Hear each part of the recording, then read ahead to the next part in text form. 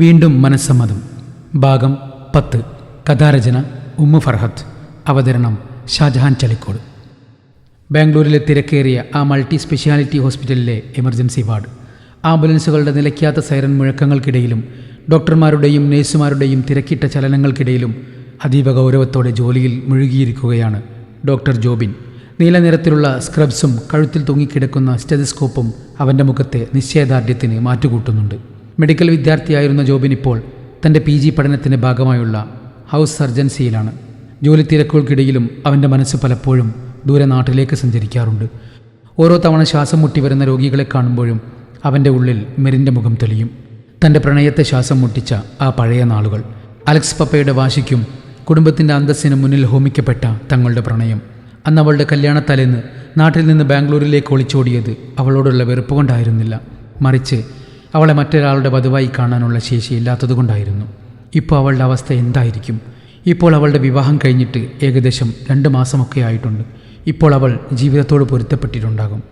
എങ്കിലും അവളെ മറക്കാൻ തനിക്കൊട്ടും കഴിയുന്നില്ലല്ലോ. ആണുങ്ങൾ കരയരുത് എന്ന് ആരോ പറഞ്ഞു കേട്ടിട്ടുണ്ട്. അതുകൊണ്ടാണെന്ന് തോന്നുന്നു ആരുടെയും മുൻപിൽ കരയാറില്ല. അവൻ അങ്ങനെ ചിന്തിച്ചു നിന്നു. ജോബിൻ, ആ 3-ാം നമ്പർ ബെഡിലെ പേഷ്യൻറ്റിനെ ഒന്ന് നോക്ക്. പെട്ടെന്ന് കൊണ്ടുവന്നതാണ്, ബോധമില്ല. സീനിയർ ഡോക്ടറുടെ ശബ്ദം കേട്ടാണ് ജോബിൻ ചിന്തകളിൽ നിന്നുണർന്നത്.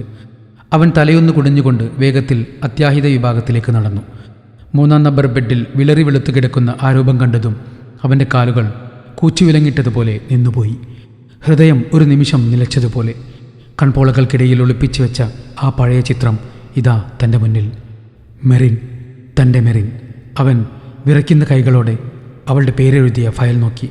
മെറിൻ അലക്സ്, മെറിൻ. അവൻ്റെ ശബ്ദം തൊണ്ടയിൽ കുടുങ്ങി. കയ്യിലുണ്ടായിരുന്ന സ്റ്റെതസ്കോപ്പ് താഴെ വീഴാൻ പോയി. അവിടെയുള്ള ഡ്യൂട്ടി നേഴ്സ് അത് ചാടിപ്പിടിച്ച് അവന് കൊടുത്തു. വിനയിൻ്റെ കൂടെ സന്തോഷത്തോടെ കഴിയേണ്ടവൾ എങ്ങനെ ഈ അവസ്ഥയിൽ ഇവിടെ എത്തി? കൂടെ വന്ന നിധിയെ അവൻ നോക്കി. നിങ്ങളാണോ ഇവരുടെ കൂടെ വന്നത്? അവൻ ചോദിച്ചു. അതെ ഡോക്ടർ. അവൾക്ക് രാവിലെ മുതൽ ചെറിയൊരു ക്ഷീണം പോലെ തോന്നിയിരുന്നു. ഓഫീസിൽ വെച്ച് പെട്ടെന്ന് കുഴഞ്ഞു വീണതാണ്, നിധി പരിഭ്രമത്തോടെ പറഞ്ഞു. അവൾക്ക് അവൻ്റെ മുഖം എവിടെയോ കണ്ട പരിചയം തോന്നി. എവിടെയാണെന്ന് മാത്രം എത്ര ആലോചിച്ചിട്ടും കിട്ടിയില്ല. നിധിയുടെ മറുപടി കേട്ടവൻ അവളുടെ കയ്യിലെടുത്തു. താൻ എത്ര തവണ ചേർത്ത് പിടിച്ച കൈകളാണ്. ജോബിൻ തൻ്റെ വൈകാരികത അടക്കി പിടിച്ച് ഡോക്ടറുടെ ഡ്യൂട്ടിയിലേക്ക് തിരികെ വന്നു. അവൻ അവളെ എക്സാമിൻ ചെയ്തു തുടങ്ങി. ആൾക്ക് BP വളരെ കുറവാണ്, സിവിയർ എക്സോഷൻ ഉണ്ട്, നിങ്ങൾ പുറത്തു നിൽക്കൂ, അവൻ നിധിയോട് പറഞ്ഞു. അവൾ മെറിനെ ഒന്ന് നോക്കിക്കൊണ്ട് പുറത്തേക്ക് നടന്നു. സിസ്റ്റർ, ഉടനെ ഇവൾക്കൊരു IV സ്റ്റാർട്ട് ചെയ്യും. BP വളരെ കുറവാണ്, ഹൈപ്പോഗ്ലൈസീമിയ ആണെന്ന് തോന്നുന്നു. ജോബിൻ്റെ ശബ്ദം വിറച്ചെങ്കിലും അവൻ നേഴ്സുമാർക്ക് കൃത്യമായ നിർദ്ദേശങ്ങൾ നൽകിക്കൊണ്ട് ട്രീറ്റ്മെൻറ്റ് സ്റ്റാർട്ട് ചെയ്തു. നിധി പുറത്ത് പരിഭ്രമിച്ച് നിൽക്കുകയായിരുന്നു. ജോബിൻ പുറത്തേക്ക് വന്ന് നിധിയെ നോക്കി. അവൻ്റെ മുഖത്തെ ഭാവം കണ്ടപ്പോൾ നിധിക്ക് എന്തോ ഒരു പ്രത്യേകത തോന്നി. ഒരു പേഷ്യൻറ്റിനെ നോക്കുന്ന ഡോക്ടറുടെ കണ്ണുകളല്ലാതെന്ന് അവൾക്ക് തോന്നിപ്പോയി. നിങ്ങൾ മെറിന് കൂടെയുള്ള ആളല്ലേ? മെറിന് ഇപ്പോൾ കുഴപ്പമൊന്നുമില്ല, ആഹാരം കഴിക്കാത്തത് കൊണ്ടുള്ള ക്ഷീണമാണ്. പക്ഷേ അവൾ എങ്ങനെ ഇവിടെ എത്തിയെന്നറിയാമോ? ജോബിൻ പതുക്കെ ചോദിച്ചു. ഡോക്ടർ, മെറിൻ എൻ്റെ സുഹൃത്താണ്, ഇപ്പോൾ എൻ്റെ കൂടെയാണ് താമസം. ഡോക്ടർ അവളെ പരിചയമുണ്ടോ? നിധിയുടെ ചോദ്യം കേട്ടപ്പോൾ ജോബിൻ്റെ കണ്ണുകൾ ഒന്ന് പിടഞ്ഞു. അതവൾ കൃത്യമായി കാണുകയും ചെയ്തു.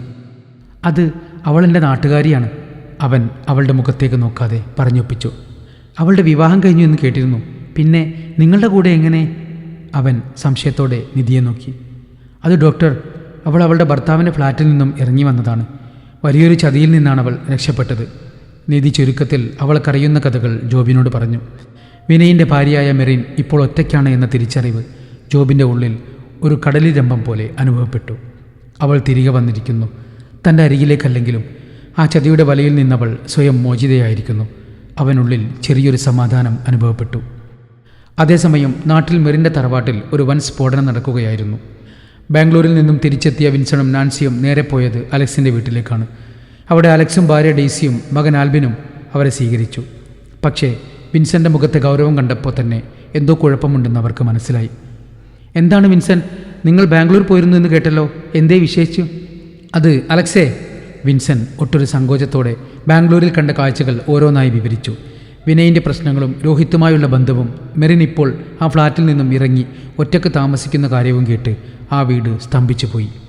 ഡെയ്സി അലറിക്കരയാൻ തുടങ്ങി. എൻ്റെ മോളെ, ആ പാവത്തിനെ നമ്മൾ എങ്ങോട്ടാടാ തള്ളിവിട്ടത്? പോയ ശേഷം എൻ്റെ മോളെ ഞാനൊന്ന് വിളിച്ചു നോക്കിയത് പോലുമില്ല. അവർ നെഞ്ചത്തടിച്ചുകൊണ്ടിരുന്നു. അത് കണ്ട് നാൻസിക്ക് ഡെയ്സിയോട് പുച്ഛം തോന്നി.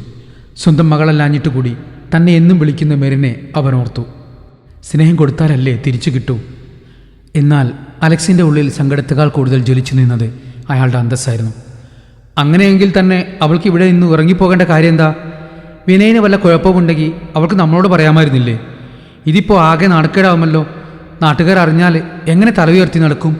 ഒരു മാസം തികയുന്നതിന് മുമ്പേ പെണ്ണ് പടിയിറങ്ങിയെന്ന് നമ്മൾ പറഞ്ഞ ആരെങ്കിലും വിശ്വസിക്കുമോ? പ്രത്യേകിച്ച് അവൾക്ക് മുമ്പൊരു പ്രണയമുണ്ടായിരുന്ന സ്ഥിതിക്ക്. പപ്പയ്ക്ക് അവളുടെ അവസ്ഥ അറിഞ്ഞിട്ടും ഇപ്പോഴും പപ്പയുടെ ഈ അന്തസ്സാണോ വലുത്? ആൽബിൻ ക്ഷുഭിതനായി. അവൾ അവിടെ ആത്മഹത്യ എങ്ങാനും ചെയ്യാൻ പോയിരുന്നെങ്കിൽ പപ്പയ്ക്ക് അന്തസ്സ് കൂടുമായിരുന്നോ? വിനയന് മറ്റൊരു ബന്ധമുണ്ടെന്നറിഞ്ഞപ്പോൾ അവൾ ഇറങ്ങിപ്പോയത് അവളുടെ ആത്മാഭിമാനമാണ്. അവൾ ചെയ്തതാണ് ശരി. നീ മിണ്ടാതിരിക്കടാ. എന്നു തുടങ്ങി നിനക്ക് ഈ സഹോദരി സ്നേഹം? അലക്സ് ആൽബിനെ തടഞ്ഞു. അവൾ ആരോടും ചോദിക്കാതെയാണ് വിനയൻ്റെ ഫ്ലാറ്റ് വിട്ടിറങ്ങിയത്. പണ്ട് ജോബിൻ്റെ കൂടെ നടന്നപ്പോഴും ഇതുപോലെ തന്നെയായിരുന്നു അവളുടെ സ്വഭാവം. ഇപ്പോൾ കണ്ടില്ലേ, ആരോരുമില്ലാതെ ബാംഗ്ലൂർ തെരുവിൽ എവിടെയോ നിൽക്കുന്നു. ഇതവളുടെ തലവരെയാണ്. ആരുടെ കൂടെയാണെന്ന് ആർക്കറിയാം? ഡെയ്സി ദയനീയമായി അലക്സിനെ നോക്കി. അലക്സച്ചായ, നമ്മുടെ മോൾക്ക് പണ്ട് ജോബിനോടുണ്ടായിരുന്നത് യഥാർത്ഥ സ്നേഹമായിരുന്നു. നമ്മളത് അന്തസ്സിൻ്റെ പേരിൽ തല്ലിക്കെടുത്തി. ഇനിയെങ്കിലും അവളെ ഇങ്ങനെ കുറ്റപ്പെടുത്തരുത്. കുറ്റപ്പെടുത്താതിരിക്കാൻ അവൾ എന്ത് മര്യാദയാണ് കാണിച്ചത്? അലക്സ് ഒട്ടും വിട്ടുകൊടുത്തില്ല. നാട്ടുകാർ ചോദിച്ചാൽ ഞാൻ എന്ത് മറുപടി പറയും? മരുമകൻ അവിഹിതമുണ്ടെന്ന് പറയണോ? അതോ മകൾ വീട് വിട്ടിറങ്ങിയെന്ന് പറയണോ? അവൾ ആൽബിൻ്റെ കല്യാണം കൂടി മുടക്കും എന്നാണ് തോന്നുന്നത്. വിൻസൺ അലക്സിനെ രൂക്ഷമായി നോക്കി. അലക്സേ, നമ്മൾ ചെയ്തത് വലിയൊരു തെറ്റായിരുന്നു. ആ കുട്ടിയുടെ ശാപം നമ്മളെ വിടില്ല. വിനയിനെ ഞാൻ ഇനി തിരിഞ്ഞു നോക്കില്ല. മെറിൻ ഇപ്പോൾ എൻ്റെ മകളാണ്. അവൾക്ക് വേണ്ടത് ഞാൻ ചെയ്തു കൊടുക്കും. നിന്റെ ഈ അന്തസ്സ് കൂട്ടിവെച്ച് നീ ഇരുന്നോ? വിൻസൺ നാൻസിയെയും കൂട്ടി ദേഷ്യത്തിൽ അവിടെ നിന്നും ഇറങ്ങിപ്പോയി. 1 മണിക്കൂറിന് ശേഷം മെറിൻ പതുക്കെ കണ്ണുകൾ തുറന്നു. മരുന്നുകളുടെ രൂക്ഷഗന്ധത്തിനിടയിലും അവൾക്ക് പരിചിതമായ ഒരു സുഗന്ധം അനുഭവപ്പെട്ടു. മങ്ങിയ കാഴ്ചയിൽ അവൾ ആദ്യം കണ്ടത് വെളുത്ത കോട്ട് ധരിച്ച ഒരാളെയാണ്. ആ കണ്ണുകൾ, അത് തനിക്ക് ഒരിക്കലും മറക്കാൻ കഴിയില്ല. ജോബി ചായൻ. അവളുടെ ചുണ്ടുകൾ അറിയാതെ മന്ത്രിച്ചു. ജോബിൻ അവളുടെ അരികിലേക്ക് വന്ന് ആ നെറ്റിയിൽ പതുക്കെ തലോടി. അവൻ്റെ കണ്ണുകളിൽ വർഷങ്ങളുടെ പ്രണയവും ഇന്നത്തെ വേദനയും ഒരുപോലെ കലർന്നിരുന്നു. മെറിൻ, ഒന്നും സംസാരിക്കേണ്ട. ഇപ്പോൾ നിനക്ക് നന്നായി റെസ്റ്റ് വേണം. മെറിൻ്റെ കണ്ണുകളിൽ നിന്നും കണ്ണുനീരൊഴുകി. വിധി തങ്ങളെ വീണ്ടും ഒന്നിപ്പിച്ചിരിക്കുന്നു. മെറിൻ്റെ വിറയ്ക്കുന്ന കൈകൾ ജോബിൻ തൻ്റെ കൈവെള്ളയിൽ ചേർത്ത് പിടിച്ചു. ആ സ്പർശനത്തിൽ നഷ്ടപ്പെട്ടു പോയ കാലത്തിൻ്റെ മുഴുവൻ നോവും പ്രണയവും അലിഞ്ഞു ചേർന്നിരുന്നു. തളർന്നുപോയ മനസ്സിന് ആ സാമീപ്യം ഒരു വലിയ തണലായി മാറി. താൻ തനിച്ചല്ലെന്ന തിരിച്ചറിവ് അവളുടെ കണ്ണീരിന് പുതിയൊരു തിളക്കം നൽകി. ജോബിൻ അവളെ നോക്കി മന്ദഹസിക്കുമ്പോഴും അവൻ്റെ ഉള്ളിൽ കടലിരമ്പുകയായിരുന്നു. കരയരുത് മെറിൻ, നിന്റെ ജോബി ചായൻ ഇപ്പോഴും നിന്റെ കൂടെയുണ്ട്. അവൻ മൃദുവായി മന്ത്രിച്ചു. ആ വാക്കുകൾ അവൾക്ക് പകർന്നു നൽകിയ ആശ്വാസം ചെറുതല്ലായിരുന്നു. പ്രതിസന്ധികൾ ഇനിയും ബാക്കിയുണ്ടെങ്കിലും വിധിയുടെ ഈ കാവ്യനീതിക്ക് മുന്നിൽ അവർ മൗനമായി നന്ദി പറഞ്ഞു. തകർന്നുപോയ സ്വപ്നങ്ങളുടെ ചാരത്തിൽ നിന്നും പുതിയൊരു ജീവിതം തളിർക്കുകയാണോ എന്ന് ആ നിമിഷം അവർ വിസ്മയത്തോടെ തിരിച്ചറിഞ്ഞു. പ്രണയത്തിൻ്റെ ആ പഴയ സുഗന്ധം ആ എമർജൻസി വാർഡിലെ മരുന്നുകളുടെ ഗന്ധത്തെപ്പോലും തോൽപ്പിച്ചുകൊണ്ട് അവിടെ പടരുകയായിരുന്നു. പക്ഷേ ഈ കൂടിക്കാഴ്ച അവരെ എങ്ങോട്ടാണ് നയിക്കുക? നാട്ടിലെ മെറിൻ്റെ പപ്പയുടെ വാശിയും വിനയിൻ്റെ ചതിയും ബാക്കി നിൽക്കെ മെറിന് ജോബിൻ്റെ കൈകൾ കോർത്തു പിടിക്കാൻ കഴിയുമോ? അടുത്ത ഭാഗത്തിനു വേണ്ടി കാത്തിരിക്കുക. ഞങ്ങളുടെ കഥ ഇഷ്ടപ്പെട്ടുവെങ്കിൽ സബ്സ്ക്രൈബ് ചെയ്ത് കൂടെ ചേരുക. തുടരും.